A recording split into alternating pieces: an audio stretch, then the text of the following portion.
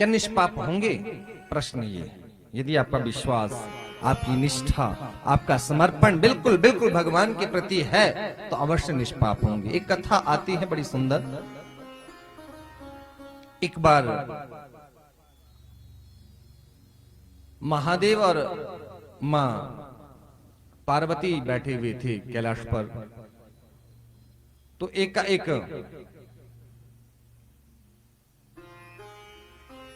पार्वती मैया ने महादेव से पूछा, देखो महादेव, आपके धाम में इतने लोग आते हैं, गंगा जी में गोता लगाते हैं। भगवान का, महादेव का सबसे बड़ा धाम कौन सा है? भगवान शिव का कौन सा धाम है? काशी। त्रिशूल के ऊपर काशी विराजती है। महादेव आपके धाम में इतने लोग आते हैं, स्नान करते हैं, डुबकी लगाते हैं, लेकिन ये तो सदा सदैव जैसे कि तैसे रह जाते हैं। ना इनका दुख ही दूर होता है, ना इनका कष्ट ही दूर होता है, ना इनको सुख मिलता है। ऐसा क्यों प्रभु? जबकि तो निष्पाप हो जाने चाहिए। महादेव ने कहा, देवी, ये गंगा में गोता लगाने थोड़ी ना आते हैं। क्या कहा?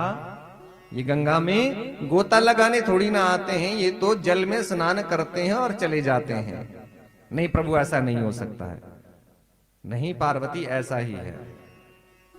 यदि तुम्हारी इच्छा परीक्षा लेने की है तो चिंता मत करो, इनकी परीक्षा लेके दिख लेते हैं।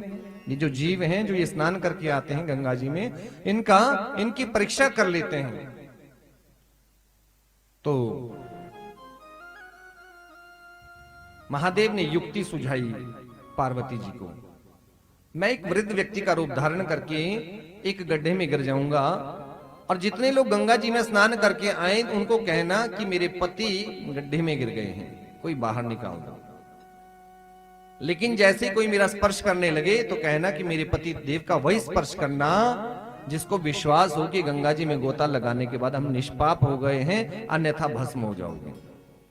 बड़ी भीड़ तीर्थ में जा रही, गंगा जी में गोता लगाते, हे गंगे हे गंगे। और गंगा मैया में स्नान करने के बाद जब बाहर आते हैं तो पार्वती जी आवाज लगाती, भैया रुको ना, मेरे पतिदेव सुबह से इस गड्ढे में गिरे, कोई बाहर निकाल दो ना। जैसे वो निकालने का प्रयास करते हैं तो पार्वती जी कहती है, प्रभु देखो भैया सुनो, तब ही मेरे पति का स्पर्श करना यदि आप निष्पाप हो। आपको विश्वास है कि गंगा जी में स्नान करने के बाद, गोता लगाने के बाद आपका कोई पाप ताप बकाया नहीं रह गया है। लोग नजदीक जाते हैं, जैसी पार्वती जी ने ऐसा कहा, मन का पाप कम कपाने लग गया।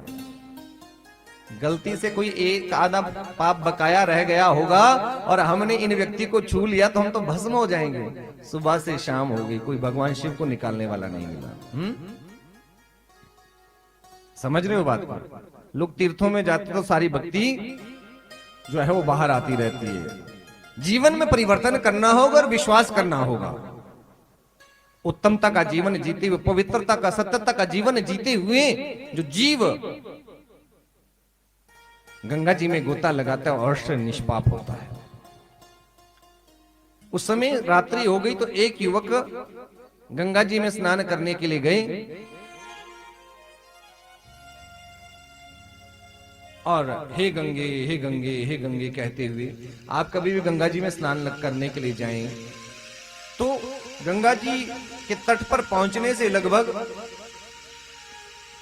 10 किलोमीटर 20 किलोमीटर पीछे से आप क्या कहना प्रारंभ कर दीजिए, हे गंगे हे गंगे हे गंगे। हमेशा याद रखना, कभी भी जाओ।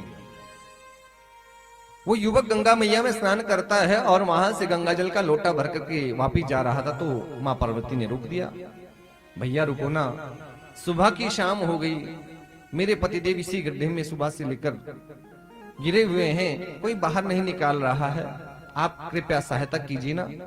उस युवक ने कहा, हाँ मैया चिंता मत करो। गंगा जल का लोटा नीचे रखा और महादेव का हाथ पकड़ने लगे। पार्वती जी चिल्लाती, रुको भैया, एक बात का ध्यान रखना, यदि आपको विश्वास है कि आप निष्पाप हो गए हो तो ही मेरे पति का स्पर्श करना, अन्यथा भस्म हो जाओगे। युवक मुस्कुराता हुआ कहता, मैया जिस समय मैंने गंगा मैया में गोता लगाया ना, गंगा जी के पवित्र जल में डुबकी लगाई, मुझे उसी समय विश्वास हो गया था कि मेरे सारे पाप और ताप नष्ट हो गए हैं। जब मुझे शंका नहीं तो आपको कैसी शंका। तुरंत महादेव का हाथ पकड़ा, महादेव को गड्ढे से बाहर निकाला। समझ में आई बात? यदि विश्वास पक्का है और इस ज्ञान गंगा में कोई गोता लगाता है, 7 दिन तक आत्म कल्याण की चिंता रखते हुए भगवान की कथा को सुनता है, वो निष्पाप हो जाता है। भगवान की कृपा उस जीव के ऊपर हो जाती है। बोले भागवत भगवान की।